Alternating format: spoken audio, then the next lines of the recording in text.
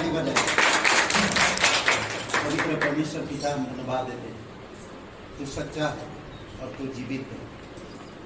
प्रभु, तू हमारी सभी दंड और अपराधों को लेकर तूने क्रूस पर जीवन दिया और हमें छुटकारा दिया, स्वर्ग का द्वार खोल दिया। जो कोई तेरा नाम लेता आज वो उद्धार पाता है। और प्रभु, वो तेरी महिमा करता है, वो जान गया अब वो तेरे संतान है, इसीलिए प्रभु तेरी महिमा करता है। धन्यवाद देते हैं कि तू हमारी प्रार्थना सुनता है। हम तुझसे मांगते हैं, आज हम तुझे हर एक काम जो हम करते हैं तेरी सलाह और तेरी मशुरा से हम करते हैं। प्रभु यीशु, धन्यवाद देते हैं, तू पवित्र परमेश्वर है, तू अनादिकाल से अनंत काल तक एक सा है। तू ही शुरुआत है और तू ही सब चीज़ों का अंत भी है। प्रभु, शुरू से तू अंत की चीज़ों को जान लेता है, हमारे भूत, वर्तमान और भविष्य को तू जानता है। तेरे लहू से हमें शुद्धता मिली है और हम पवित्रता में बढ़ते जाएं। आप हमारी मदद कीजिए। धन्यवाद देते प्रभु।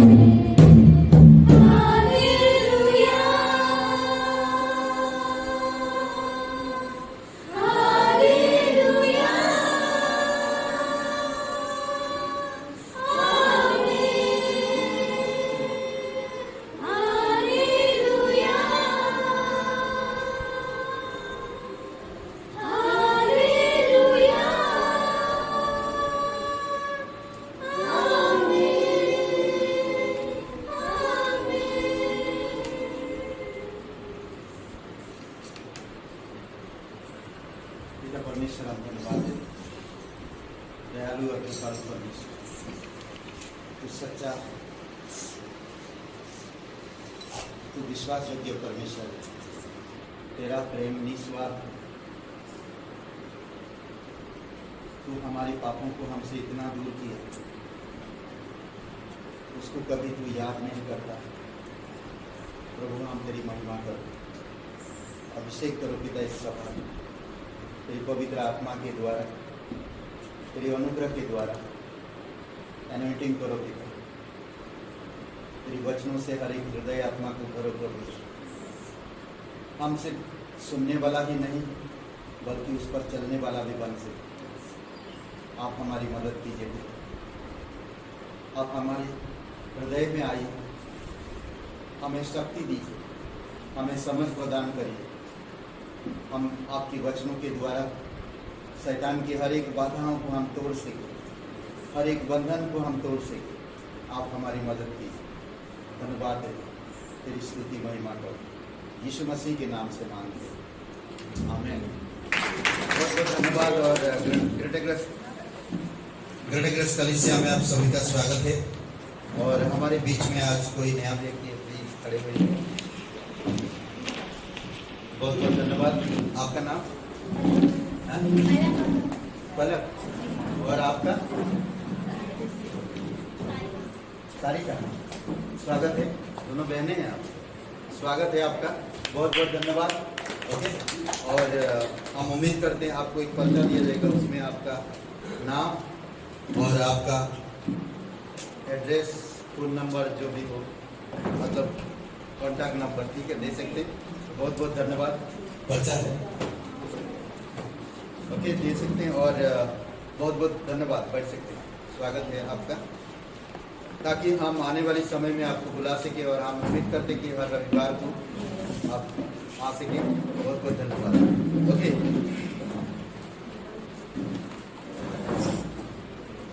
ओके, तो हम लोग सूचनाएं हैं ग्रेटेग्रस की, और ये सूचनाएं थोड़ा ध्यान से सुनिएगा। यहाँ पर एक वचन है गलतियों का 5:22, पर आत्मा का फल प्रेम, आनंद, मेल, धीरज, और आगे बढ़ते जाइए सर, ठीक है। आत्मा के फल, परमेश्वर की आत्मा का फल आनंद, धीरज, प्रेम, विश्वास, नम्रता, संयम, शांति, ये सारी चीजें हैं जो हमारे जीवन में लागू करते हैं। और इन चीजों को लागू करके हम परमेश्वर के एक अच्छे शिष्य बनने का हम बता सकते हैं, दिखा सकते हैं। ओके, और सूचनाएं इस प्रकार है। सितंबर में हम बता देंगे, आने वाले 2 दिन का कॉन्फ्रेंस होगा यहीं पर ही, और आने वाले समय में हम बता देंगे 2 दिन, आप आने वाले रविवार को या बुधवार को हम बता देंगे। 2 दिन का हम डेट दे देंगे। 2 दिन का कॉन्फ्रेंस होगा, और शायद बॉम्बे से 1-2 पास्टर आ रहे हैं, और आप सवाल जवाब उनके साथ फेलोशिप कर सकते हैं और कुछ वो सिखाएंगे। तो 2 दिन का कॉन्फ्रेंस होगा, हम लोग इधर उधर ज़्यादा नहीं जाएंगे, सुनेंगे वो, ठीक है। और हो सकता है एक ट्रिप होगा चांदपुर के लिए, देखेंगे, हम आने वाले समय में आपको बता देंगे, बस 2-3 दिन में ही बता देंगे, ठीक है। और साप्ताहिक सूचनाएं सोच नहीं रहे, अगली हफ्ता से 11 बजे सभा है, 12 बजे नहीं, 11 बजे। तो आपको घर से 10 बजे निकलना, पास्टर जी लेट करें तभी आप निकल आओ, पास्टर जी भी कोशिश करेंगे 10 बजे निकलेंगे, ठीक है। 11 बजे सभा है, अभी धीरे धीरे हम लोग लाना होगा, ठीक है। और रविवार को कितना बजे, अगली रविवार को कितना बजे सभा है? 11 बजे, ठीक है। हर बुधवार को सभा लगती है हमारे घर में 7 बजे, हर बुधवार को 7 से 8:30 तक। आप आइए, वचन सुनिए और परमेश्वर के वचन में बढ़िए, क्योंकि परमेश्वर की वचन आपके जीवन को बुराई में ढाकल नहीं देगा, बल्कि आपके जीवन को अच्छाई में लाएगा। ओके, और अभी गुरुवार की जगह पर हम लोग मंगलवार को ही प्रे शिफ्ट करेंगे प्रार्थना का। ओके, मंगलवार को ही, जो पहले हम करते थे गुरुवार में कोई आ नहीं रहे और गुरुवार की वजह से हम मंगलवार में शिफ्ट कर रहे हैं प्रे टाइम, ठीक है। भले यूथ मीटिंग रहता है, पता नहीं वो करेंगे जो भी है, ठीक है। मंगलवार को प्रे टाइम होगा, ओके। और दूसरी बात, हर सोमवार को 3 दिन कंटिन्यू हमारे घर में मुलाकात होगा। सोमवार को क्लास है, मंगलवार को प्रार्थना है, बुधवार को सभा, ठीक है। और 3 दिन आपके पास नहीं आएंगे, नहीं मतलब बता रहा हूं मैं, वो आपका दिन। तो शाम के वक्त है 7 बजे, 7 बजे, 7 बजे, ठीक है। तो शाम के वक्त है, कोशिश करिए, दिन भर काम करके आते हैं, आइए, थकान महसूस होता है पर आइए, साथ में मिलकर हम प्रार्थना करेंगे हमारे घर के लिए, हमारे परिवारों के लिए, कलीसिया के लिए, हमारे राज्य के लिए, हमारे देश के लिए, ठीक है। मिलकर हम प्रार्थना करेंगे।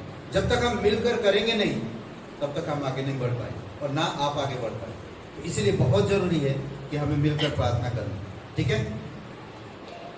इतना ही सूचनाएं हैं और बस इतना ही, ओके। और अभी डायरेक्ट हम लोग चलते हैं भेंट में, ओके। तो 2 चीजें ध्यान रखिए, आप परमेश्वर को दान क्यों देते हैं? मैंने शायद पहले भी पूछा हूं, आप परमेश्वर को दान क्यों देते हैं? कोई बोलेगा? हाथ ऊपर करिए। स्टूडेंट हाथ ऊपर करो, परमेश्वर को दान क्यों देते हैं? हाँ, कितना बार मैंने पूछा आप लोगों से ये बात, क्यों हम दान देते हैं?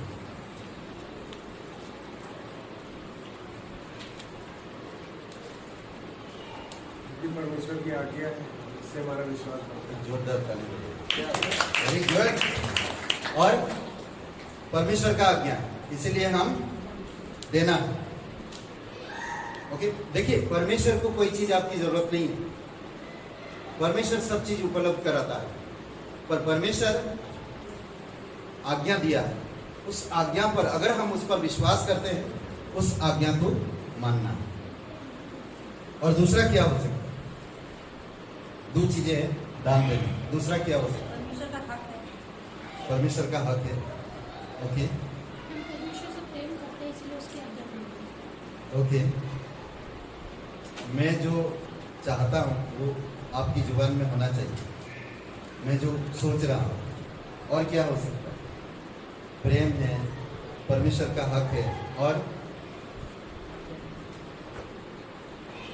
क्या? एक तो पहले आज्ञा है, दूसरा परमेश्वर से प्रेम करते हैं, वही मतलब लक्ष्मी जी भी बताए वही बात। और क्या हो सकता है? बोलिए बोलिए बोलिए बोलिए, बोली लगाई, मतलब बोलिए बोलिए। हाँ, क्या हो सकता है? दूसरा वो है, नहीं बताना है, मैं बता देता हूँ। परमेश्वर हमें परखता है, समझ रहे हैं? परमेश्वर की आज्ञा है और परमेश्वर हमें परखता है कि हम कैसे देते हैं, कौन से दिल से देते हैं, कौन से मन से देते हैं। क्या कैन की जैसा तो दिल नहीं हमारा, परमेश्वर देखता है, परमेश्वर परखता है, समझ रहे? परखता इसीलिए क्योंकि आप उसके संतान हैं, इसलिए हम दान देते हैं। नहीं, 2 चीज हम ध्यान देते जब हम परमेश्वर को दान देते हैं, उसका एक आज्ञा है जो हम पूरा करते हैं, दूसरा एक चीज क्योंकि हम उसके संतान हैं, वो हमें परखता है किस दिन से हम देते हैं। मैं दिखा दिखा के दे रहा हूं या हिला हिला के दे रहा हूं, वो परमेश्वर देखता है। या मैं गुप्त वचन में कहता है ना कि तुम्हारी दाएं हाथ जो करता है, बाएं हाथ को पता नहीं चलना चाहिए। ये मसीह जीवन का एक बहुत बड़ा गुप्त चीज है जो परमेश्वर हमें करता है और हमें परखता है। हर्ष दिल से देते हैं या गुड़गुड़ा के देते हैं, या पाने के लिए देते हैं, या परमेश्वर का जैसे कहा गया कि हक उसका है हमें उसको देना है। किस तरह से हम देते हैं उस पर निर्भर करता है। वो परमेश्वर अपने बच्चों को परखता है। आमीन। आइए प्रार्थना करें। महान और सर्वशक्तिमान परमेश्वर पिता, दयालु और कृपालु परमेश्वर, सारा आदर सारा महिमा हम तुझे देते हैं। प्रभु धन्यवाद देते हैं कि तू आज्ञा दिया है कि हम आज्ञा को पूरा करें, पालन करें, और तू हमें अपना संतान बनाया और अपने संतानों को तू परखता भी है, ताकि हम खरा निकले और सच्चाई में बने रहे और तेरी भलाई में बढ़ते रहे। धन्यवाद देते हैं, तेरी स्तुति महिमा करते हैं। यीशु मसीह के नाम से मांगते हैं, आमीन।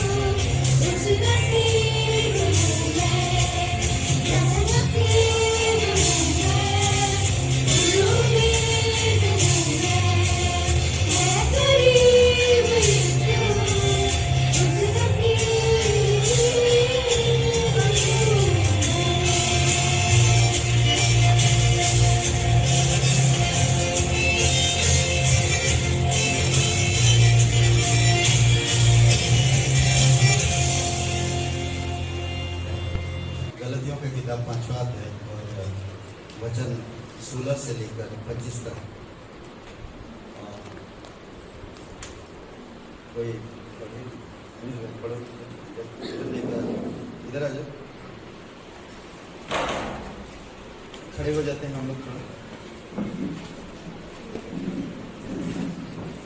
गलतियों का 5वां अध्याय 16 से लेकर कितना तो बोला, 25 है, 26 है, 27 है, 26 तक।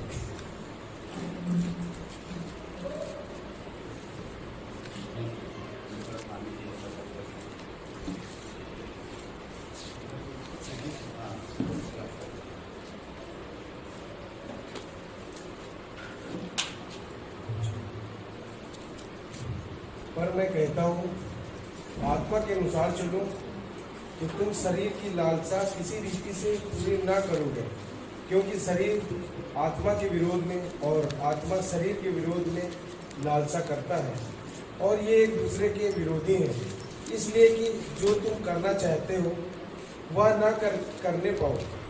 और यदि तुम आत्मा के चलाए चलते हो तो व्यवस्था के अधीन ना रहे। शरीर के काम तो प्रकट है, अर्थात व्यभिचार, गंदे काम, लुचपन, मूर्ति पूजा, टोना, बैर, झगड़ा, ईर्ष्या, क्रोध, विरोध, फूट, विधर्म, डाह, मतवालापन, लीला क्रीड़ा और इसके जैसे और काम हैं। इनके विषय में मैं तुमसे पहले से कह देता हूँ, जैसा पहले कह भी चुका हूँ, कि ऐसे ऐसे काम करने वाले परमेश्वर के राज के वारिस न होंगे। पर आत्मा का फल प्रेम, आनंद, शांति, धीरज, कृपा, भलाई, विश्वास, नम्रता और संयम है। ऐसे ऐसे कामों के विरोध में कोई भी व्यवस्था नहीं। और जो मसीह यीशु के हैं, उन्होंने शरीर को उसकी लालसाओं और अभिलाषाओं समेत क्रूस पर चढ़ा दिया है। यदि हम आत्मा के द्वारा जीवित हैं तो आत्मा के अनुसार चले भी। हम घमंडी होकर न एक दूसरे को छेड़ें और न एक दूसरे से डाह करें। आइए प्रार्थना करें। परमेश्वर धन्यवाद देते हैं, हम अपने हृदय मन को खोलते हैं। परमेश्वर, आप हम सब की आत्माओं को छू लेना पिता, पास्टर के मुख के द्वारा, जो तेरी मर्जी, जो आपकी इच्छा है परमेश्वर, हम सब के जीवन से पिता, आज हम सब से बातें करना पास्टर के द्वारा धन्यवाद देते हैं। बचपन धन्यवाद यीशु मसीह।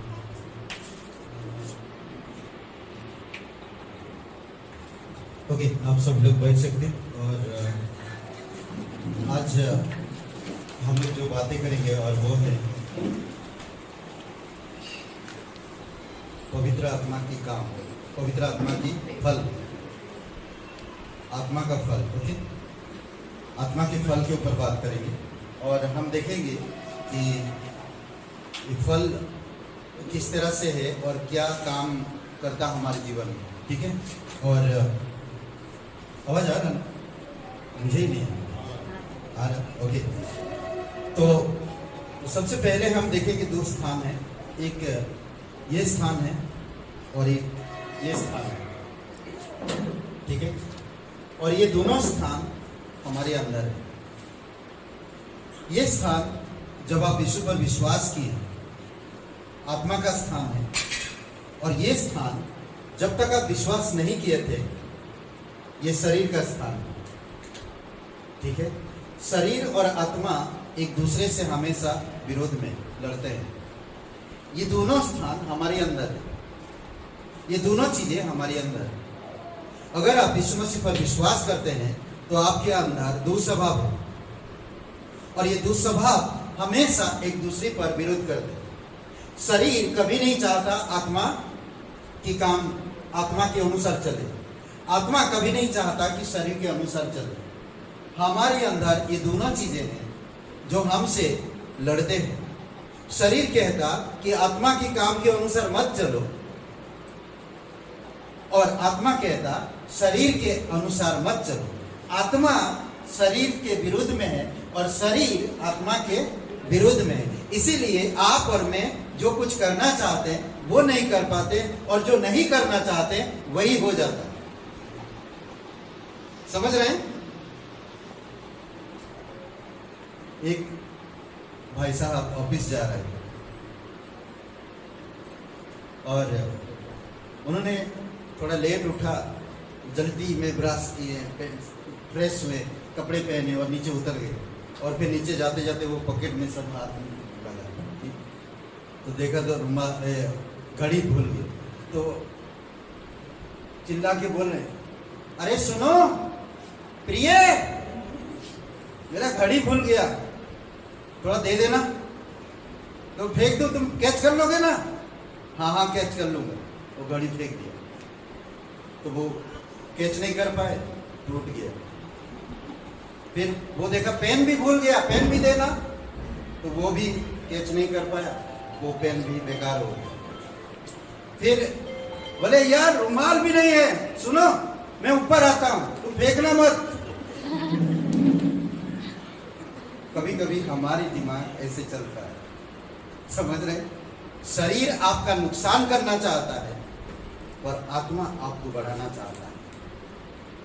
शरीर आपको हमेशा नीचे ले जाना चाहता है पर आत्मा आपको हमेशा ऊपर ले जाना चाहता है।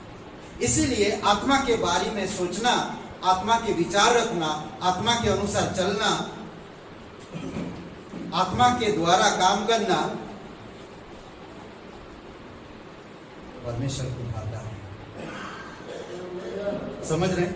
इसीलिए आपको मुझे समझना होगा कि आत्मा का फल और शरीर का फल, ये दोनों स्वभाव एक दूसरे से लड़ते हैं, एक दूसरे से विरोध में, एक दूसरे के विरोध में। इसीलिए आपको मुझे समझना, जिस वक्त आप प्रभु यीशु मसीह पर विश्वास किए, आप शरीर के नहीं हो। शरीर यीशु के साथ क्रूस पर चढ़ाया गया। कौन सी वचन में? 25 वचन पढ़िए, देखिए 25 या 26 कौन सा है? 24 में 24 पढ़िए। और जो मसीह यीशु के हैं उन्होंने शरीर को उसकी लालसाओं और अभिलाषाओं समेत क्रूस पर चढ़ा। ओके, जिस समय आप प्रभु यीशु मसीह पर विश्वास किए, आपकी शरीर की लालसाओं को, यानी ये स्वभाव को, हमेशा उसकी लालसाएं, उसकी इच्छाएं, उसकी सब चीजें आप उसके साथ क्रूस पर चढ़ाए। आपको जिंदा नहीं है, आप अपने आप में जिंदा मत करो। वो दफनाया गया, वो खत्म हो गया, अब उसका कोई स्वभाव आप पर जोर नहीं चलना चाहिए। ये आत्मा का काम, जिस वक्त आप यीशु पर विश्वास करते हैं, आप परमेश्वर की आत्मा में हो, आपके अंदर परमेश्वर की आत्मा है, आप परमेश्वर की मंदिर हो, परमेश्वर की आत्मा के अनुसार काम करना चाहिए। 25 वचन पढ़िए और 16 वचन पढ़िए। पहले 16 पढ़िए, फिर 25 पढ़िए। पर मैं कहता हूँ आत्मा के अनुसार चलो। ओके, पर मैं कहता हूं कि आत्मा के अनुसार चलो, तो तुम क्या कर पाओगे? देखो आगे पढ़िए। तो तुम शरीर की लालसा किसी रीत से पूरी ना करो। ओके, आत्मा के अनुसार चलने से आप ये शरीर की लालसाओं को किसी रीति से पूरा नहीं करोगे। अगर आप आत्मा के अनुसार नहीं चल रहे हो तो आप डेफिनेटली शरीर की लालसाओं को पूरा करो। शरीर की लालसाएं क्या है? व्यभिचार, हत्या, विधर्म, कई सारे ऐसा चीजें हैं जो आप 17 वचन से आगे पढ़ते हैं। समझ रहे? बहुत सारे ऐसी चीजें हैं। मुझे तो कभी कभी ऐसा शब्द लेने से कैसा लगता है, सोचिए। और वचन 25 पढ़िए।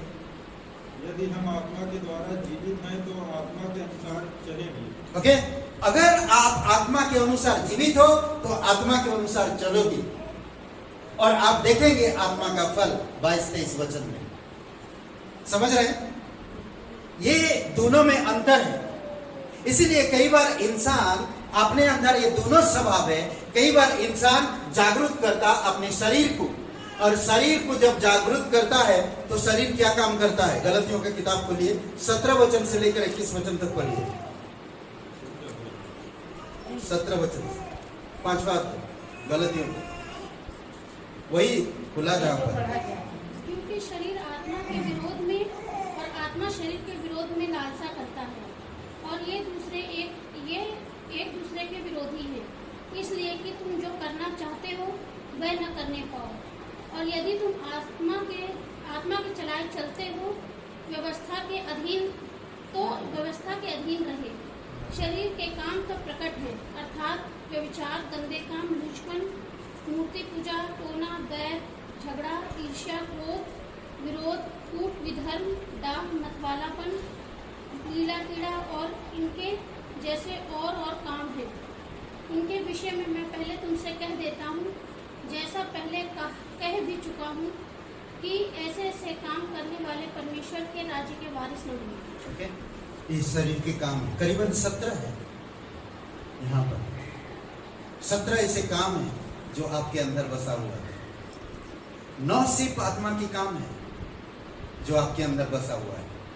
आपको धीरे धीरे करके इस चीजों को लाना है। अगर आप शरीर पर हमेशा चलेंगे तो क्या कहता है, पवित्र आत्मा के कार्य और उसके फल में स्पष्ट अंतर है। शरीर और आत्मा के फल में, दोनों में, शरीर का फल और आत्मा के फल में दोनों में अंतर है। उस अंतर को आपको समझना होगा और उस अंतर को आपको मारना होगा। मुझे आत्मा के आत्मा के अनुसार चलूंगा, आत्मा में जिंदा हूं तो आत्मा के अनुसार चलूंगा। जब मैं आत्मा के अनुसार चलूंगा तो आत्मा को खुशी होगी। अगर मैं शरीर के अनुसार चलूंगा तो हमेशा आप दुखी रहोगे और संसार के लोग सभी उसी मार्ग में चलते हैं। इसीलिए प्रभु यीशु मसीह कहता है कि सकरा वह फाटक है जो जीवन को पहुंचाता है, चौड़ी वह फाटक है जो मौत तक पहुंचाता है। आपको समझना होगा, समझ रहे, आपको जानना होगा। आत्मा का कार्य उसकी क्रियाशील सेवकाई का सीधा परिणाम है। आत्मा का जो कार्य है उसकी क्रियाशील सेवकाई का एक सीधा परिणाम है। आत्मा का फल हमारा उसके प्रति समर्पण, आत्मा का जो फल होता उसके प्रति हमारा समर्पण और उसका हम में बात करने का परिणाम। वो हमसे बात करता है, आत्मा हमेशा आपसे बात करेगा, पर शरीर हमेशा आपसे परमेश्वर से दूर ले जाएगा, आत्मा के विरोध ले जाएगा। शरीर के कार्य और आत्मा का फल के बीच गलतियों का 5वां अध्याय में जो हम लोग पढ़े पूरी तरह से क्लियर बता देगा। शरीर का काम क्या है, शरीर की लालसा क्या है, शरीर किस तरह से करता है और शरीर क्यों करता है, ये पूरी तरह से क्लियर बताता है। समझ रहे हैं? शरीर के कार्य आदम के स्वभाव के स्वाभाविक परिणाम। आदम के स्वभाव, आदम ने नहीं सुना, परमेश्वर की बात नहीं माना। आप और मैं भी परमेश्वर की बात नहीं मानेंगे जब हम शरीर में चले। तो इसीलिए आपको मुझे संभाल के और समझदारी से समझना होगा। अंतर, समझ रहे? अंतर को जानना होगा। किसी ने पूछा कि जमीन और आसमान में अंतर क्या है? जमीन और आसमान में अंतर क्या है? किसी लड़के ने कहा कि आसमान सर उठा के हम देखते हैं, जमीन सर झुका के हम देखते हैं। ये अंतर है, समझ रहे? हम जमीन में नहीं, आसमान में होगा। जो कोई यीशु मसीह में है वो आसमान में है, और आपको जो कोई देखता है सर उठा के देखता है। समझ रहे?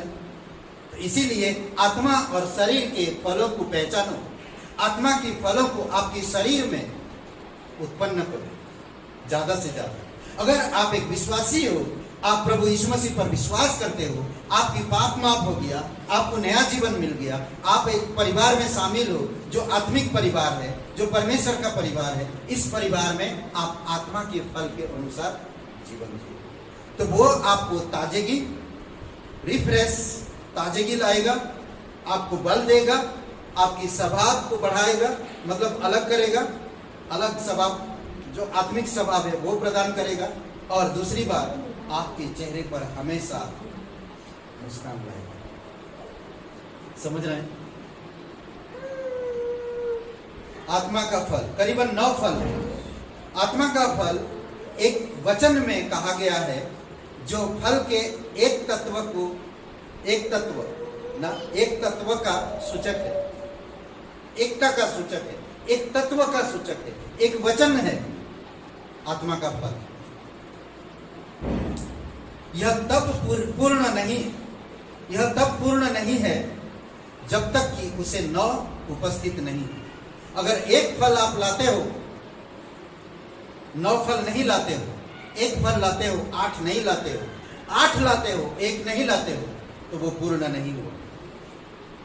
जिस तरह से 10 व्यवस्था में से एक व्यवस्था को आप टाल देते हो, 9 व्यवस्था को आप पूरा करते हो, तो आप 10 के 10 टाल दिए।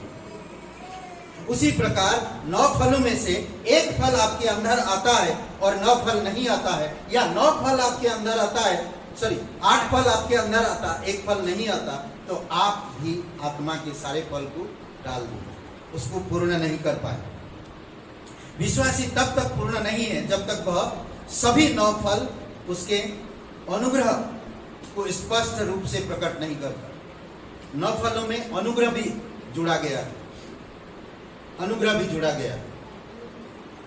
ओके, आत्मा का फल के विषय में आप सभी लोग जानते होंगे।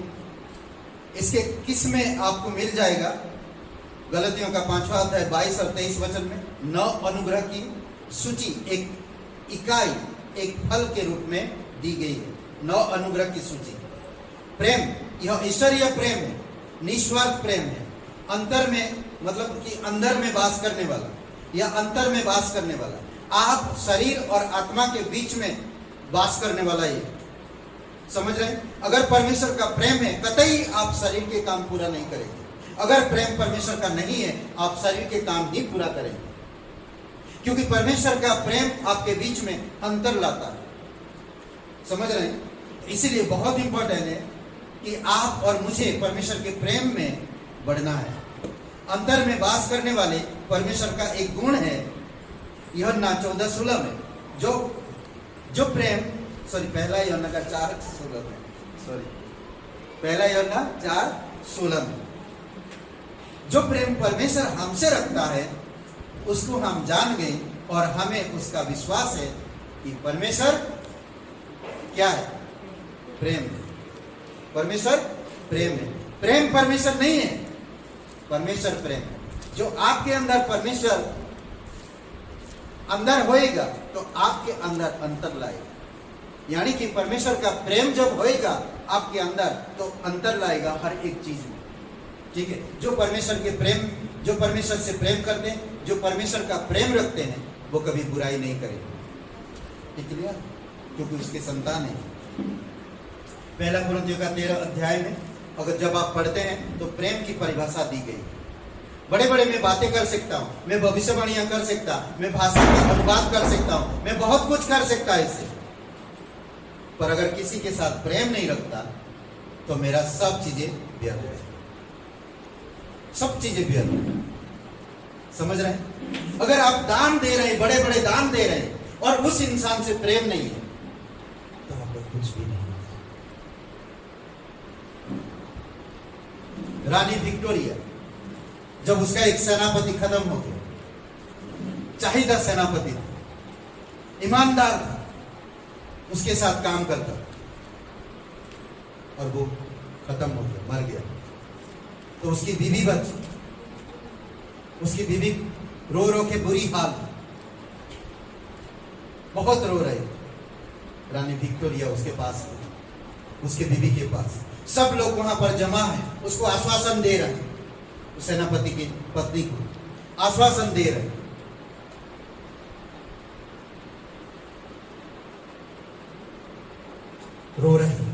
रो रो के बुरी हाल है उसकी। रानी विक्टोरिया उसके पास पहुंचती है और अंदर जाती है और उसके साथ बैठती है। सुबह से लेकर शाम तक, सुबह आई रानी विक्टोरिया, सब लोग ने कहा कि रानी विक्टोरिया इनके बच्चे का अपने घर ले जाएगा, या उसकी पत्नी को अपने घर ले जाएगा, अपनी आउट हाउस में उसको रखेगा और उनका देखभाल करेगा और उनका जीवन अच्छा से बीतेगा। लोग बहुत सारे दिमाग लगा रहे हैं, लोग बहुत सारी चीजें सोच रहे हैं, पर रानी विक्टोरिया अंदर गई और उसके साथ कुछ भी नहीं कही, एक शब्द नहीं कही, उसके रोने में रोते रही रानी विक्टोरिया। रोते गई। शाम हुआ, बाहर आई और वो चली गई अपने घर। सब लोग इंतजार कर रहे हैं, अब वो बाहर आएगी, सेनापति की पत्नी बाहर आएगी और वो हमसे कहेगी रानी विक्टोरिया क्या वादा करके गया, कितना बड़ा चेक अमाउंट देकर गया। सब लोग इंतजार कर रहे हैं। तो वो आकर बोली कि वो मुझसे सिर्फ प्यार थी और मेरी आंसू पोंछी। अब कुछ नहीं। समझ रहे? ये प्रेम है। बड़े चेक देने से, करोड़ों रुपया की चेक देने से ज्यादा फायदा आप उसके साथ बैठ के प्रेम में बातें करें। प्रेम इतनी बड़ी चीज है जो आप और मेरे बीच में शरीर और आत्मा के फल में अंतर लाता है। मैं शायद आज पूरा कंप्लीट नहीं कर पाऊंगा क्योंकि आत्मा जब बातें करता है तो बहुत आगे ले जाता है। ओके, एनीवे दूसरा आता है आनंद। यह संसार की तथाकथित प्रसन्नता नहीं है, यानी कि ये संसार की प्रसन्नता नहीं है या आनंद नहीं है, परंतु बहुत ही गहरा आनंद है। इफिसियों का 4:4 बहुत ही गहरा आनंद है, जो परमेश्वर का आनंद, जो यीशु मसीह का आनंद, जो आपको मुझे सौंपा गया, दिया गया है। और ये तकलीफ में, परेशानी में, जख्म में, घटी कमी में आनंदित करता है। समझ रहे? आप कोई देख सकता एक जिंदा इंसान को क्रूस के ऊपर कील ठुका गया और वो सांसें लेने के लिए तकलीफ है, उसकी एक एक खून की कतरा टपक रहा, खून टपक रहा और सांसें लेने में तकलीफ है। लोग उसको निंदा कर रहे हैं और उसी समय वो कहता आज ही तू मेरे साथ स्वर्गलोक में होगा।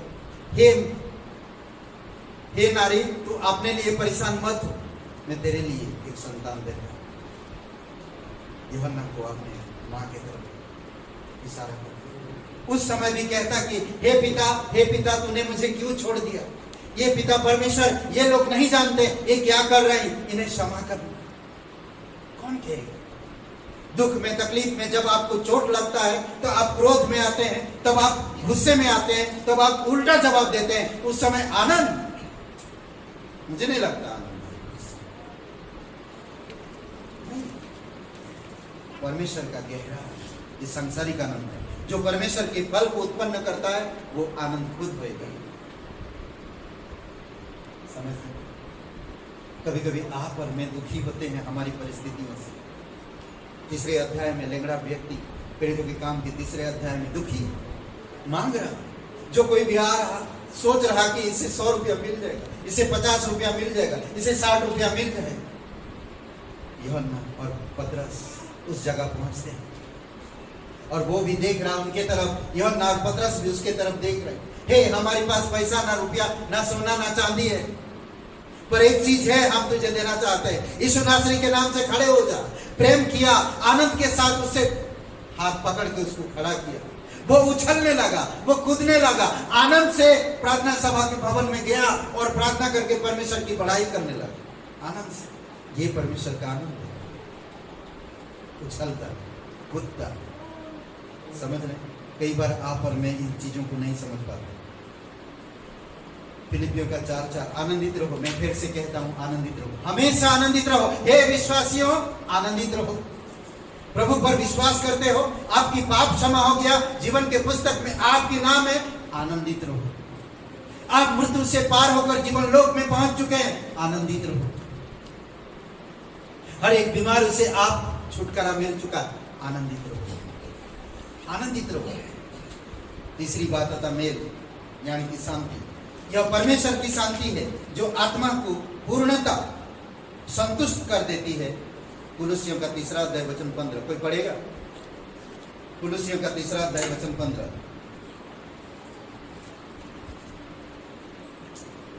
यह परमेश्वर की शांति है जो आत्मा को पूर्णता संतुष्ट कर देता है। कई बार आप और मैं संतुष्टि नहीं हो पाते, पर परमेश्वर की मेल जब आता है, परमेश्वर की शांति जब आता है, हम संतुष्टि हो जाते हैं। अद्भुत है नहीं? पढ़िए कुलुसियों का 3 अध्याय वचन 15। मसीह की शांति जिसके लिए तुम एक देह होकर बुलाए भी गए हो तुम्हारे हृदय में राज करे। ओके, परमेश्वर की शांति आपके हृदय में राज करना चाहिए। जिसके लिए आप बुलाए गए हो वो शांति आप में राज करे, वो शांति आप में रहे, चाहे सुबह हो, चाहे रात, चाहे दोपहर, चाहे कोई भी परिस्थिति हो, चाहे कैसा भी हो, वो शांति आप में राज करना चाहिए। अगर कोई आपको गाली दे रहा, परमेश्वर की शांति से बनी रहो। शांति ऑल क्या बोलते, all is well, all is well, all is, परमेश्वर की शांति, ऑल इज वेल ना बोलो, ऑल इज वेल। समझ रहे? ये मैं फिल्म का नहीं बता रहा हूं, परमेश्वर की शांति की बता रहा हूं। ठीक है, कह सकते हैं उस समय। ओके, 14 धीरज। स्वाभाविक मनुष्य अधीर है। स्वाभाविक जो मनुष्य, शरीर में जो मनुष्य होता है वो अधीर है, परंतु संत यानी कि विश्वासी उसके विपरीत होते हैं। समझ रहे? धीरज धरते हैं, वो संयम रखते, धीरज धरते हैं, इंतजार करते हैं, जल्दबाजी नहीं करते, शांत रहते। पर जो स्वाभाविक है, अगर आप शरीर में चल रहा तो अधीर हो जाएगा। समझ रहे?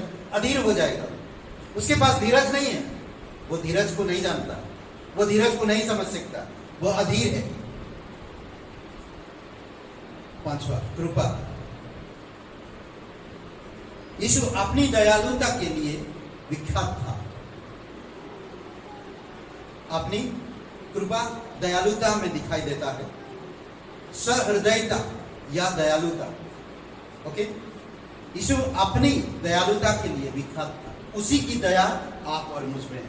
यीशु आपके अंदर है, यीशु का मन आपके अंदर है, यीशु की तरह आप दयालु बनो।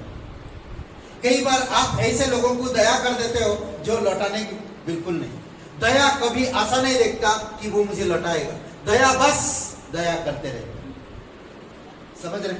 कोई आपसे कर्ज लिया, आप दे दो, मना मत करो। ये मत सोचो ये इंसान पहले भी लिया नहीं देगा, छोड़ दो, परमेश्वर बहुतायत से और देगा। कृपा जितना दोगे उतना होएगा, दया जितना देते रहोगे आप उतना आपको मिलते रहेगा। समझ रहे? कभी उसके बैकग्राउंड मत देखो, वो इंसान पिछले क्या किया, अभी क्या करेगा, नहीं। कभी कभी हो सकता पिछले टाइम में उसको परिस्थिति अलग था, अभी अलग है, अब वो बदल गया, आपको वो लौटाएगा। दया करो, दया करो। मैं बहुत पहले ये कहानी बताता। एक किसान है, अपनी खेत में 4 बजे उठ के जाके पानी भर देता और आके 6 बजे वो बाइबल पढ़ता, प्रार्थना करता और घर में बैठ के सबको ना, और सुबह जब जाता है 9-10 बजे तो उसके खेत में पानी ही नहीं रहता। सोचिए, कभी नहीं रहता। तब उसने पास्टर से आया, पास्टर जी ऐसा ऐसा बात है, मेरे खेत में पानी रहता है। और देखता है कि दूसरे बगल वाला हमारी मेरा दुश्मन है और मेरा पड़ोस है, वो हमेशा उसके पानी भरा रहता खेत में और मेरे खेत में पानी सूख जाता। फिलहाल मैं भरता हूँ पानी पर वो सूख जाता है, मेरे खेत में पानी नहीं रहता। तो पास्टर ने बोला अच्छा ठीक है, अब की बार एक काम करना, पहले जाके तुम 4 बजे उठ के उसका खेत भर देना, उसका खेत भर देना और फिर आके सो जाना और सुबह जाके अपना खेत भरना। तो ऐसा 2 बार किया। वो व्यक्ति आया और उससे क्षमा मांगा कि भाई साहब मुझसे बहुत बड़ी गलती है, मैं आपका पानी चुरा लेता, फिर भी आपने मुझ पर दया की। समझ रहे? दया करने से बोलते कि चट्टान को भी आप तोड़ सकते। दया करने से आपकी बहुत भड़कीला आग को ठंडा कर सकते। समझ रहे? भलाई, छठवा परोपकारिता। यह सद्गुण विश्वासी को भले कार्यों में भरपूर कर देता है। परोपकार ना, यह एक विश्वासी को भले कार्यों के लिए भरपूर कर देता है। तो इसीलिए कभी भी भले काम करने के लिए भयभीत मत हो, भला करते रहो, भले आपको फायदा हो या ना हो। फायदा के लिए भले काम मत करो, मेरा फायदा होगा मैं उसका भला कर दूंगा, नहीं, ऐसा मत सोचो, ऐसा कभी मत सोचो, कभी नहीं सोचना इस प्रकार की बात। भला करते रहो किसी का भी। समाज में अपना नाम बढ़ाने के लिए भला मत करो। परमेश्वर का आत्मा का फल है। अगर आप आत्मा में चल रहे हैं तो आप जरूर भलाई करेंगे। अगर आप आत्मा में चल रहे हैं तो माफ करेंगे। अगर आप आत्मा में चल रहे हैं तो आप प्रेम करेंगे। शरीर की भावनाओं में मत रहो, शरीर की लालसा को पूरी मत करो। सावधान रहो। सातवां, विश्वास। विश्वास योग्यता, वह विश्वसनीय होता है, यानी कि विश्वास योग्य होता है और उस पर सभी अवसरों पर भरोसा रखा जा सकता है। विश्वास योग्य का मतलब, विश्वास का मतलब विश्वास योग्यता। सभी परिस्थिति में, सभी हालात में, सभी चीजों में भरोसा रखते हैं।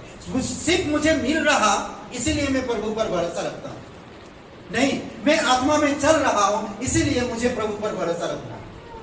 मैं कैसे भी परिस्थिति हो, कैसे भी हालात हो, कोई मुझे बुरा कह रहा इसीलिए मैं भरोसा रखूंगा, नहीं। बुरा कहे या अच्छा कहे, हमेशा प्रभु पर भरोसा रखो। अगर आप एक विश्वासी हो, आप समझ रहे हो, आप जान रहे हो, आप विश्वास के द्वारा आपका उद्धार हो गया, तो हमेशा प्रभु पर भरोसा रखो। नम्रता, 8वां पॉइंट, विनम्रता का स्वभाव रखो। विनम्रता, नम्रता हमेशा रहो, किसी भी हाल में, कैसे भी परिस्थिति में नम्र का स्वभाव रखो। वह नम्र है, कौन? परमेश्वर, यीशु मसीह नम्र है। वह विशेष रूप से हमारे लिए सच है, पूरी तरह से। दूसरा तीमुथियुस का 2 अध्याय वचन 25 पढ़िए। 2 तीमुथियुस का 2 अध्याय और वचन 25।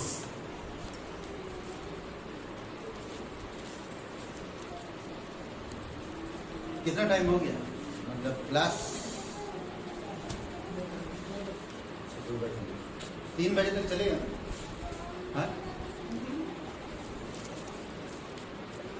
ऐसे बोल रहे हैं, सच में चलेगा 3 बजे तक? ऐसे ही बोल रहे हैं? हाँ, चलेगा? चलो, नया लोग बोल दिए अभी, रोजी जी और राजा जैसे बोल दिए तो जरूर चलेगा। एनीवे, मैं 3 बजे तक नहीं लूंगा, जल्दी खत्म करूंगा। पढ़िए 2 तीमुथियुस 2 अध्याय वचन 25। वह विरोधियों को नम्रता से समझाए, क्या जाने परमेश्वर उन्हें मन फिराव का मन दे, ओके, कि वे भी सत्य को पहचाने। ओके, नम्रता से अगर काम करते हैं, लोगों को सत्य की पहचान दिलाते हैं। अगर नम्रता रहते हैं, नम्रता से काम करते हैं, विरोधियों को नम्रता से जवाब देते हैं, तो हो सकता है वो सच्चाई को पहचाने। यीशु मसीह नम्रता से काम किए। अगर यीशु मसीह कहता, हे पतरस, तू कान क्यों काट दिया? हाँ, तू समझता नहीं है, कैसा कर दिया, कैसे कान काट दिया? नहीं, यीशु मसीह नम्र था। वहां पर वो कान को उठाया और उसमें लगाया। पतरस, तू समझ, अपने मियां, अपनी तलवार को अंदर रख। यहाँ पर हमें विरोध की स्वभाव नहीं, गुस्से की स्वभाव नहीं, नफरत की स्वभाव नहीं, बल्कि नम्रता की स्वभाव की जरूरत। मैं परमपिता परमेश्वर का एक बेटा हूं, अगर एक शब्द कह दूं कि पिता तू सैनिक भेज दे, दूत भेज दे और इनको सबको नाश कर दे, वो कर देगा। परंतु अभी नम्रता की जरूरत है, अभी नम्रता की जरूरत है। नम्रता, संयम, आखिरी संयम, आत्मसंयम, आत्मा में संयम रखना, अधीर नहीं हो जाना, आत्मा में संयम रखना। कई बार संयम आत्मा में नहीं रख पाते। कैसे? मैं बताता हूं। पीने, अभिलाषा, वस्त्र, आदत तथा फैशन में संयम नहीं रख पाते। परमेश्वर कहता, सांसारिक फैशन, शारीरिक फैशन आत्मिक में मत जोड़ो। शारीरिक फैशन आत्मिक में मत जोड़ो। आत्मिक शारीरिक चीजों को आत्मा में मत जोड़ो। संयम रखो। शरीर का इंसान पीता खाता मस्त रहता है, पर आत्मा में वैसा नहीं है। आत्मा में पीना नहीं है, पीना दूध, पीना पानी, पीना जूस पियो, कंजूस मत बनो। जूस पियो, ये मत पियो, शरीर का पीना मत पियो। सिर्फ शराब, लिकर, क्या बोलते, देसी, अंग्रेजी, ये मत पियो। समझ रहे हैं? ये शरीर का आदमी पीता है, शरीर का आदमी करता है। अगर आप ये शरीर का आदमी ये क्या बोलते हैं, एक अंग्रेजी करेगा तो धीरे धीरे चढ़ेगा ना, धीरे धीरे चढ़ेगा, और देसी चढ़ेगा तो तुरंत तुरंत चढ़ेगा, देसी करेगा पिएगा। समझ रहे हैं? वैसा मत करो, आत्मा में मत वाले बनो, आत्मा में, संयम में, धीरज में, विश्वास में, नम्रता में आप धीरे धीरे बढ़ो। आत्मिक चीजों में क्या बोलते कि मत वाले बनो, आत्मिक चीजों में, शरीर की चीजों में नहीं। आकर मारे तेरी तो ना, इधर आत्मा में शांति। कोई अगर विरोध कर रहा है आत्मा में, कोई अगर विरोध कर रहा है नम्र दिखाओ, आत्मा में मत वाले बनो। अगर कोई विरोध कर रहा, आप उसका विरोध कर रहे हैं तो अभी भी आप शरीर में हो, शरीर में हो, आत्मा में नहीं हो। कोई विरोध कर रहा, नम्र दिखाओ। कोई आपका लूट रहा, कोई आपको गाली दे रहा, कोई आपको गलत कह रहा, नम्र दिखाओ, धीरज रखो, भरोसा रखो, प्रेम दिखाओ, संयम रखो। ये सारी चीजें आत्मा की चीजें। कितना अच्छा है ना आत्मा की चीजों में रहना। अभिलाषा शरीर में रहना, मैं आत्मा में हूं तो आत्मिक अभिलाषा रखो। कुछ पीने में लोग इतना पी लेते हैं, होश नहीं रहता, घर नहीं पहुंचता। कहीं भी अगर आत्मा में भी आप हो तो पीने में लालसा मत हो। पीने का मतलब दूध या जूस, मालूम बड़ा जूस मिलो 2-3 गिलास पी लो, उल्टी हो नहीं। खाना, कोई आपको खाना खाने बुलाया तो ऐसा लालच में आकर ऐसा खाया, सांसें लगे बहुत खा रहे हो नहीं, तो समझिए लालसा मत करो। पीने खाने में, पहनने में, या कभी कभी वस्त्र, नहीं मम्मी नहीं पापा वो वस्त्र मुझे चाहिए ही चाहिए, नहीं मुझे उस आदमी के जैसा फैशन करना ही करना, उसका स्टेज में कितना अच्छा लग रहा था, कितना सुंदर लग रहा था, मुझे वैसा ही फैशन करना। नहीं मैं सुंदर, मेरा बाल यहाँ से काट दूंगा और मैं यहाँ पर से काट दूंगा और मैं यहाँ पर क्रूस बना दूंगा। नहीं मान, आत्मा में ऐसा मत करो। समझ रहे? आत्मा में कभी कभी इंसान नहीं समझता ये सब चीजें। Anyway, आगे बढ़ते हैं। ये सभी 9 सद्गुण शरीर के घिनौने स्वाभाविक कार्य को समर्थन या सर्वदा विपरीत, हमेशा उल्टा रहता है। ये सारे 9 शरीर के काम में कभी भी मेल नहीं खाएगा। इसलिए आपको मुझे समझना, ये शरीर की स्वभाव है जो हत्या, व्यभिचार, 2 पत्नियां रख सकते हैं ना, लड़के लड़की एक साथ रह सकते हैं, छू सकते हैं, पर यह आत्मा इजाजत नहीं देता। शरीर की भावनाओं में, शरीर की लालसाओं में आत्मा आपको इजाजत नहीं देता। लड़का लड़की स्वयं गाड़ी पर नहीं जा सकते। अगर मेरे देवर है, मैं देवर के साथ गाड़ी में नहीं बैठ सकता। अगर मैं मेरा अगर भाभी है तो मैं उसको लेकर नहीं जा सकता गाड़ी में। यही सारे आत्मा की चीजें हैं, क्योंकि समाज देखता है, समाज देख रहा है, समाज देखता है, समाज उंगली उठाता है। यही चीज, सब चीज यहाँ पर होता है। भाभी देवर एक साथ बैठ गए, सो भी जाते हैं, सब चीजें यहीं पर है, सब जाहिज है, पर ये आत्मा इजाजत नहीं देता। हे विश्वासी सुनो, सावधान रहो, बी केयरफुल। अगर आपका कोई रिश्तेदार है और वो आदमी है, आप औरत हो, एक सभा में मत बैठो। समझो ये सारे चीजों को। आत्मा की फल, चरित्र, स्वभाव, गुण में बढ़ो। परमेश्वर ये आपको दिया है, एक पति एक पत्नी, एक पति एक पत्नी, और एक पत्नी एक पति। समय से पहले, शादी से पहले कभी भी कोई भी इस प्रकार की काम मत करो जिससे शरीर की लालसा में पड़कर आप पापी ठहरो। Be careful. अगर आप स्टूडेंट हो, नौजवान हो, बी केयरफुल, सावधान रहो। परमेश्वर प्यार करता, परमेश्वर आपको इजाजत देता, परमेश्वर आपको अगुवाई करता, परमेश्वर आपको बुलाया, परमेश्वर आपको चुना। जिस प्रकार हम लोगों ने गाना सुना, जन्म से ये पृथ्वी होने से पहले आपको चुना है, पर ये गंदे काम करने के लिए नहीं, आत्मा में बढ़ने के लिए। लड़की को उधर घुमा रहा हूं, इधर आकर माँ बाप के सामने झूठ बोल रहा हूं, ये शरीर का काम है, शरीर की भावना है। ये आत्मा लोग ऐसा नहीं करते। आत्मा में रहो, सावधान रहो, केयरफुल रहो, इंसान बनो। परमेश्वर कहता मैं तुम्हें ऊंचाई पर ले जाऊंगा, मैं तुम्हें बुद्धि दूंगा, मैं उस मार्ग में अगुवाई करूंगा जिससे कभी तुम गिरोगे नहीं। ये परमेश्वर का वादा है। पर अगर आप शरीर के काम से आत्मा के काम को नष्ट करोगे तो आप खुद नष्ट हो जाओगे।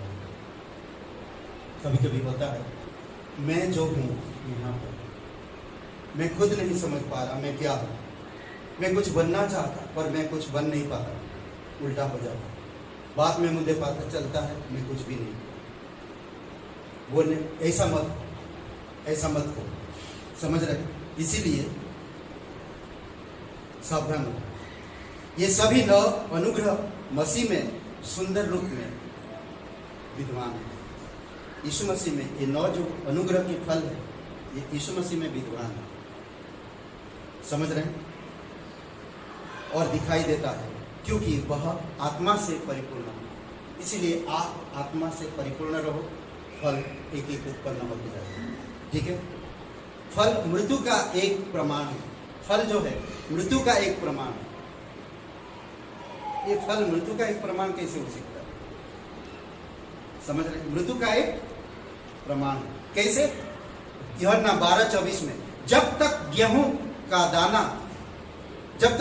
दाना भूमि में पड़कर मर नहीं जाता तब तक वह अकेला रहता है। जब तक नहीं मर जाता। गेहूं का दाना आप बीज बोए हैं और जब तक वो बीज नहीं मर जाएगा तब तक वो अकेला ही रहेगा। अगर वो मर जाएगा तो उसमें अंकुर आएंगे, बाले उठेंगे, बाले लगेंगे, ऊपर आएगा, फूल आएगा, फल आएगा, बहुत से फलों को उत्पन्न भी करेगा। जब तक वो फल आत्मा में हो, आप जब तक आप मरोगे नहीं तब तक आप फल लाभ नहीं पाओगे। अपनी आप को, शरीर की क्रियाओं को आत्मा की चाल में आत्मा के साथ शरीर की क्रियाओं को मारना होगा, तभी आप आत्मा के फलों को आपके अंदर उत्पन्न कर पाएंगे। समझ रहे हैं? इसीलिए कहता है एक प्रमाण है, फल मृत्यु का एक प्रमाण है। परंतु जब मर जाता है तो बहुत फल लाता है। यदि हम मरे नहीं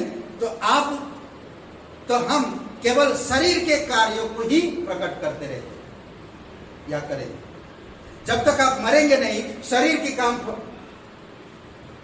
कलीसिया आते हैं, किस लिए आते हैं? वचन सुनने के लिए। मैं पास्टर को देखने के लिए नहीं आता। पास्टर मुझे बात किया नहीं किया मुझे उससे कोई फर्क नहीं पड़ता। परमेश्वर का वचन सुना, परमेश्वर मुझसे बातें किया, मैं संतुष्ट हूं और प्रसन्नता के साथ में वापस जाता हूं। मैं रिश्ते बनाने नहीं आता कलीसिया। वो आज मुझसे फ्रेंड बात नहीं किया, मैं कल उससे बात नहीं करूंगा, उसके घर नहीं जाऊंगा, उससे बातें नहीं करूंगा, कुछ भी नहीं दोस्तों, मैं कहां पर हूं, मैं क्यों आ रहा हूं, मैं क्यों कलीसिया में आज परमेश्वर की वचन सुनने, ताकि मैं आत्मिक जीवन जी सकूं और शरीर की क्रियाओं को मार सकूं, आत्मिक चीजों को जानने के लिए। इसीलिए मैं आत्मिकता में बढ़ूं। यदि हम मरे नहीं तो हम केवल शरीर के कार्यों को ही प्रकट करेंगे। फल इसीलिए प्रमाण है क्योंकि हमारी अंदर जो अहम मतलब जानते हैं, जो ईगो हमारा जो ईगो है हम क्रूस पर नहीं चढ़ाए। जैसे वचन 24 में कहता है, शरीर की लालसा सहित क्रूस पर चढ़ाया गया।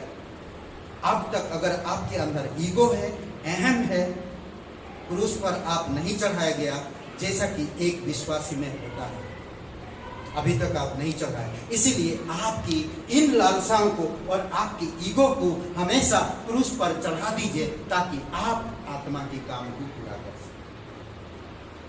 समझ रहे हैं?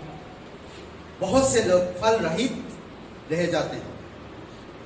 फल रहित रह जाते हैं क्यों? बहुत सारे बीज बोया, उसमें से 10 बीज आया। आपने 50 बीज बोया, 10 बीज ऊपर आया और 40 बीज किधर गया? फल रहित रह गया। समझ रहे हैं? क्योंकि वो अपनी अहम में है, अपने आप को क्रूस पर चढ़ाए नहीं, अपने आप को वो मारे नहीं। क्या कह रहा देखिए, बहुत से लोग फल रहित रह जाते हैं क्योंकि उनका अहम क्रूस पर नहीं चढ़ाया गया है, इसीलिए वो अकेले ही रह जाते हैं। एकमात्र नया जीवन ही परमेश्वर की महिमा के लिए फल लाने में सक्षम है। नया जीवन। फल क्यों जरूरी है? फल क्यों जरूरी है हमारे जीवन में? यूहन्ना का 5, जो डाली मुझ में है, जो डाली मुझ में है और नहीं फलती उसे वह काट डालता है। लूका का 13:9। आगे को फले तो भला, नहीं तो उसे काट डालना पड़ता है। रख दो थोड़ा और एक साल रख दो, अगर नहीं ला रहा वो डाली को ही काट। समझ रहे? फल रहित व्यक्ति लंबे समय तक परमेश्वर के विशेष अधिकारों का लाभ नहीं उठाता, लंबे समय तक। परंतु जो फल उत्पन्न करता है परमेश्वर की लाभ उठाता हमेशा, लंबे समय तक। समझ रहे? कितना अच्छा है। फल रहित होना परमेश्वर का अनुग्रह साथ नहीं रह सकते। फल रहित होना परमेश्वर के अनुग्रह के साथ नहीं रह सकते। फल रहित होने से दूर रहिए। आपका जीवन फल रहित ना हो, फलवंत हो। कितना अच्छा लगता है, फलवंत हो आपका जीवन ना। आज सोचिए कई सारे समाज में आज कुछ लोग बांझ हैं, उनका जीवन को आप देखिए। और जो कपल आज बच्चे संतान सब कुछ कोई पर किसी आनंद। समझ रहे? लूका का 13:7। देख 3 वर्ष से मैं फल ढूंढने आता हूं। 3 वर्ष से मैं फल ढूंढने आता हूं। यानी कि यहां पर बताता है 13:7, लूका 13:7। बाग का स्वामी यानी कि परमेश्वर का प्रतिनिधि या परमेश्वर के अनुग्रह फल देख रहा है। अपने जीवन में अगर फल नहीं आता तो क्या करता? देखिए, परमेश्वर आत्मिक फल के अलावा अन्य किसी वस्तु से संतुष्ट नहीं होता। अगर आप दान बहुत दे रहे हैं और आपके जीवन से कोई फल नहीं तो बेकार है। आप बहुत बढ़िया वचन सुना देते हैं पर आपके जीवन में कोई फल नहीं तो बेकार है। आप बाइबल को बाय हार्ट पूरे उत्पत्ति से लेकर प्रकाशित तक वचन यूं बता देते हैं पर आपके जीवन में फल नहीं तो बेकार है। समझ रहे हैं? इसीलिए याकूब का 5:7 में कहता है कि गृहस्थ पृथ्वी के बहुमूल्य फल की आशा रखता है। गृहस्थ पृथ्वी के बहुमूल्य फल की आशा रखता है। प्रभु यीशु मसीह सच्चे फल की प्रतीक्षा करता है। सच्चे फल कहां पर है? गलतियों का 5वां अध्याय, आत्मा का फल, सच्चे फल। वह हमारे जीवन से फल चाहता है। हर एक विश्वासी जो यीशु पर विश्वास करते उनकी जीवन से फल चाहता है। नेक्स्ट, फल से पहचान होती है। मत्ती का 12:33। पेड़ अपनी फल ही से पहचाना जाता है। अगर मैं शरीर की काम कर रहा तो मेरे शरीर की जो मूल कारण है उसकी पहचान है। शरीर का फल शरीर को ही पहचान देगा और आत्मा का फल आत्मा को ही पहचान देगा। किस तरह से? देखिए, गिनती का किताब 13 अध्याय और वचन 26। 2 भेदियों ने कनान देश के फल दिखाकर प्रमाणित किया कि वहां की भूमि उत्तम है। जानते हैं ना, मूसा ने भेजा था 12 भेदियों को कनान की जायजा लेने के लिए और उसमें से 12 लोग तो नेगेटिव थिंकिंग किया, नहीं 10 लोग तो पूरा नकारात्मक विचार लाया कि वहाँ की आदमी लोग बड़ा पशु है, वो खा जाएंगे हमें, बलवंत है, मार डालेंगे हमें, वहाँ की फल बेकार है, ठीक ठाक नहीं है। परंतु यहोशू और कैलेब ने उन्होंने कहा कि वहाँ की फल दिखाए, उत्तम फल कहा। उससे कहते कि 2 भेदियों ने कनान देश के फल दिखाकर प्रमाणित किया कि वहाँ की भूमि उत्तम है। उस फल से मालूम पड़ गया कि वहाँ की भूमि कैसा है। ओके, नई नियम में विश्वासी उपयुक्त फल चित्रित करने को दर्शाता है कि उसने नया जन्म पाया है। और आज आप अपने आप से पूछिए ना, अब आप अपने आप से पूछिए कि आपको नया जन्म मिला या नहीं मिला। अपने आप से पूछना चाहिए। जो इंसान नया जन्म प्राप्त किया उसके जीवन में वो फल लगेगा, आत्मा के फल। कौन सी? प्रेम, आनंद, शांति, विश्वास, धीरज, कृपा, भलाई, नम्रता और न हो गया। आप लोगों ने बोला या मैंने बोला? यानी जो भी न हो गया। ओके। रूप और कार्य भले हो सकते हैं, रूप और कार्य भले हो सकते हैं, परंतु महत्वपूर्ण प्रमाण फल है। आपका रूप अच्छा है, आपका कार्य भी बहुत अच्छा है, पर फल नहीं। तो सब फल का मतलब समझ रहे हैं? परमेश्वर की स्वभाव हमारी जीवन में लाना, और आपकी स्वभाव देखकर लोग जुड़ेंगे, वो भी फल है। आपकी स्वभाव को देखकर लोग जुड़ेंगे। कहाँ? प्रभु यीशु मसीह। प्रमाण फल है जिससे यह पहचान होती कि पेड़ आम का है या सेब का। वह संत की भी पहचान होती, ये संत है या पखंड। समझ रहे? मैं क्या बोला? रूप और कार्य भले हैं, परंतु महत्वपूर्ण प्रमाण फल है जिससे यह पहचान होती है कि पेड़ आम का है या सेब का। सेम ऐसे ही वह संत का है या पाखंडी, इसी से पहचान हो।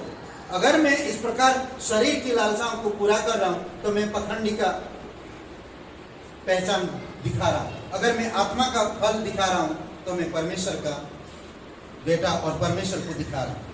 मत्ती का 7:16-20 में, क्या झाड़ियों से अंगूर और उटकटारों से अंजीर तोड़ते हैं? नहीं। विश्वासियों में शरीर के कोई भी कार्य नहीं मिलनी चाहिए। विश्वासियों में शरीर के काम कोई मिलना नहीं चाहिए। गलतियों का 5:17-21 में। हमारे जीवन में श्राप और आशीष, मिठास और कड़वाहट, अंजीर और जैतून का विरोधाभास होते हैं। याकूब 3:9-12 में कहता है, कोई आश्चर्य की बात नहीं कि संसार परेशान है। संसार परेशान है। आज लोग हर चीज करना चाहते हैं, पर हम संसार को नहीं, परमेश्वर को देखना। परमेश्वर आपको परेशान नहीं रखेगा। परमेश्वर आपको अगुवाई करेगा, आपके जीवन में आत्मिक फल को उत्पन्न करेगा, आपके जीवन को ऊंचा करेगा, आपके जीवन में खुशियां पैदा करेगा, आपके जीवन में प्रेम और नम्रता को उत्पन्न करेगा, आपके घर में वो चीजें उपलब्ध कराएगा जो आप संसार से नहीं प्राप्त करना चाहते। समझ रहे हैं?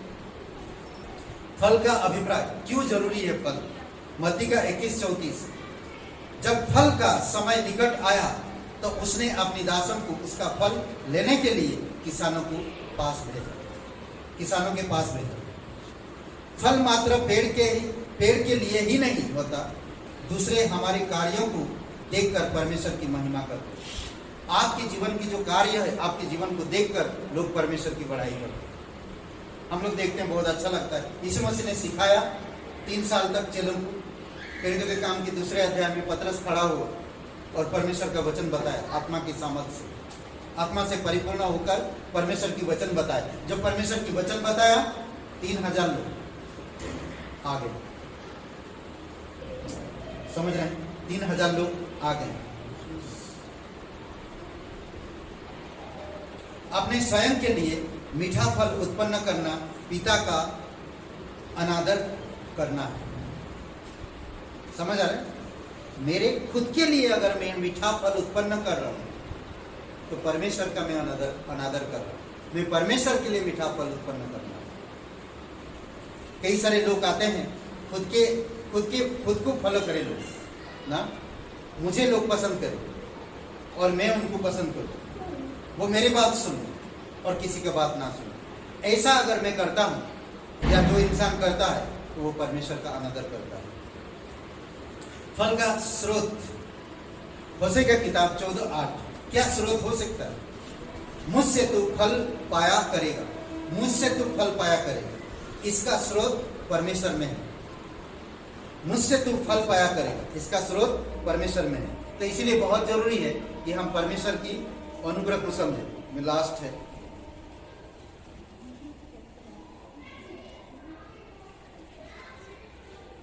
लास्ट में है यूहन्ना का 15:4 में, जैसा डाली यदि दाखलता में बनी ना रहे तो अपने आप से नहीं फल सकती, वैसे ही तुम भी यदि मुझ में बने ना रहो तो नहीं फल सकते। स्वाभाविक फल भ्रष्ट शारीरिक कार्य है। स्वाभाविक जो फल होता है वो भ्रष्ट शरीर के काम होते हैं, पर विश्वासी जब यीशु मसीह में गहरी जड़ें पकड़ लेता है तो वह बहुतायत से फल लाता है।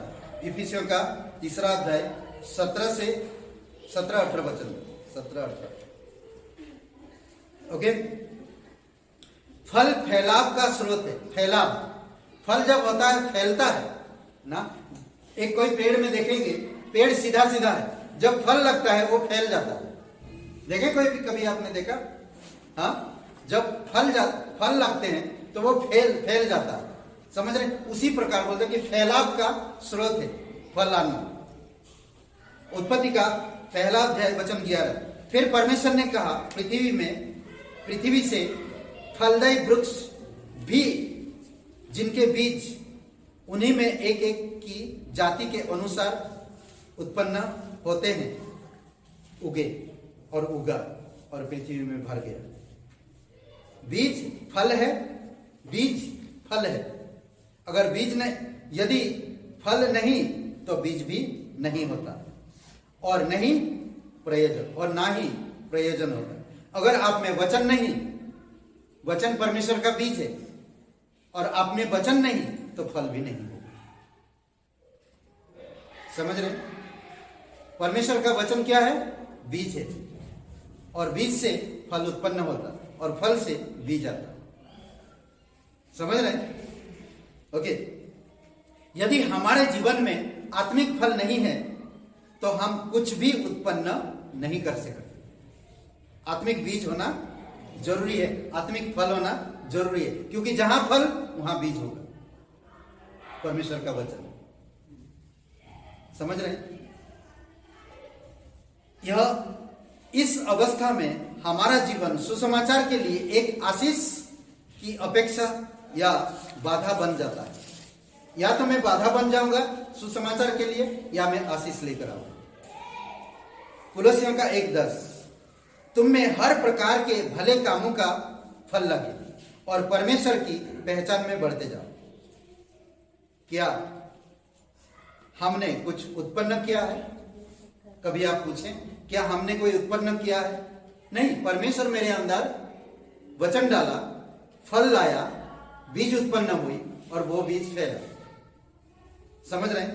या आप इस प्रकार पूछ सकते हैं, ओके, क्या यह इसलिए है कि हम में आत्मा का फल कभी नहीं उत्पन्न हुआ? आप अपने आप से पूछिए, क्या मैं फल उत्पन्न किया? नहीं, परमेश्वर कर। क्या यह इसलिए है कि हम आत्मा का फल कभी नहीं उत्पन्न कर पाए? तो वचन में बढ़ो, वचन में बढ़ेंगे तो फल जरूर लगेगा। समझ रहे?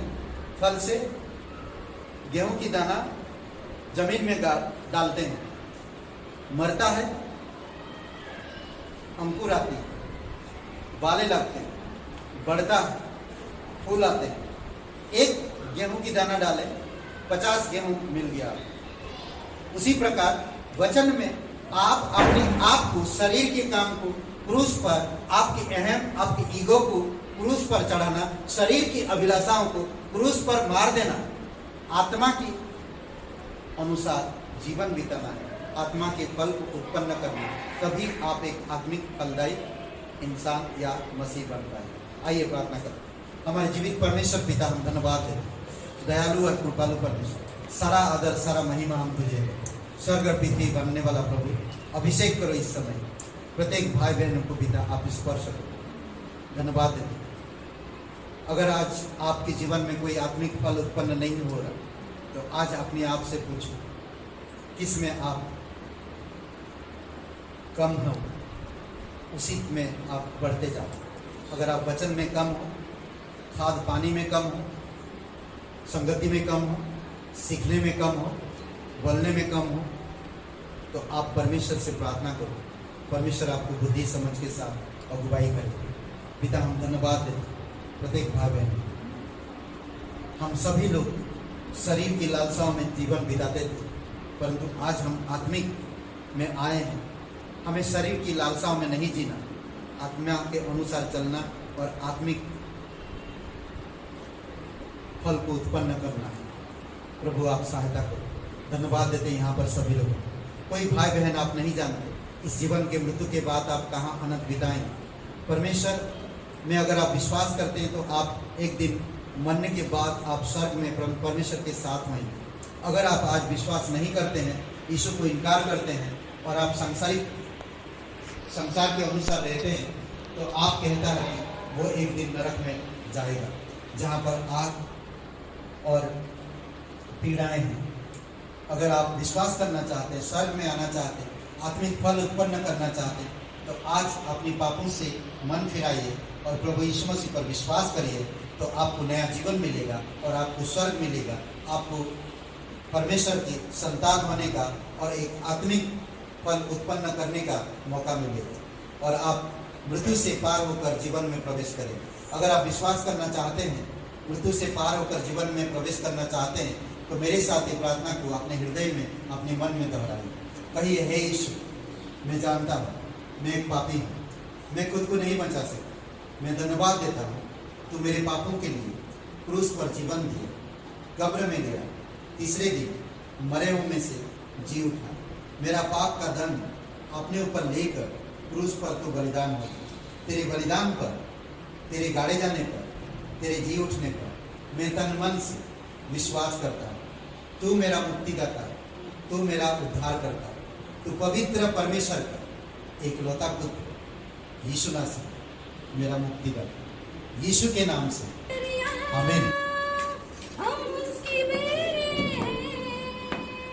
हरी चराइयों में हमें चराता है। हम उसकी बेरे हरी चराइयों में हमें चराता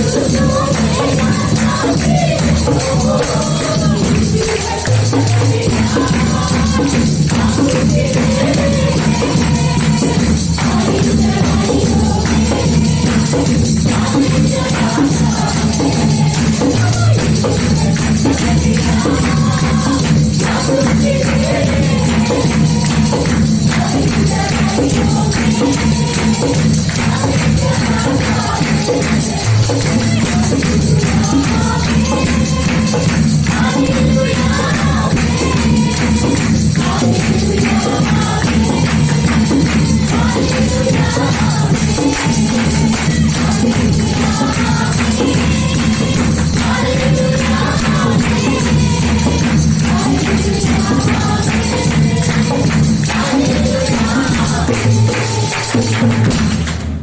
हालेलुया।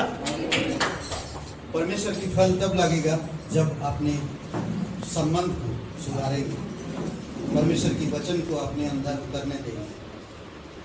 बहुत इंपॉर्टेंट है आपका संबंध परमेश्वर के साथ गहरा हो, सिद्ध बने, अच्छे फल उत्पन्न करें, प्रेम, आनंद, शांति, विश्वास, कृपा, भलाई, संयम, नम्रता, ये सारी चीजें आपके जीवन में दिखनी चाहिए। इससे दूसरे लोग भी परमेश्वर की बढ़ाई करेंगे। आमीन। आपके जीवन से कलीसिया का, परमेश्वर का नाम बदनाम ना हो। केयरफुल रहो, सावधान रहो, सिद्धता में बढ़ो, परिपक्व रहो, आबाद रहो। नहीं, आइए प्रार्थना करो।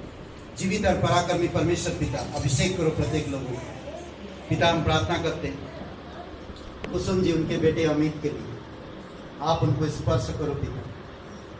दयालु और कृपालु परमेश्वर, तो सच्चा और जीवित परमेश्वर। नीतू सिंह प्रभु, प्रार्थना करते जो बुखार या जुकाम, सर्दी, जो भी दिक्कतें, यीशु तेरे नाम से दूर।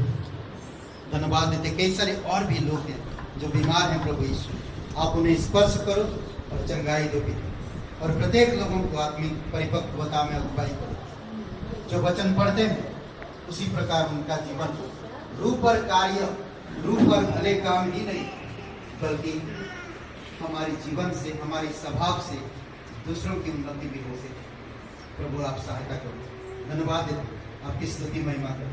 प्रत्येक लोगों को अभी इसी समय, किसी को कोई भी घटी कमी हो, यीशु तेरे नाम से दूर करना।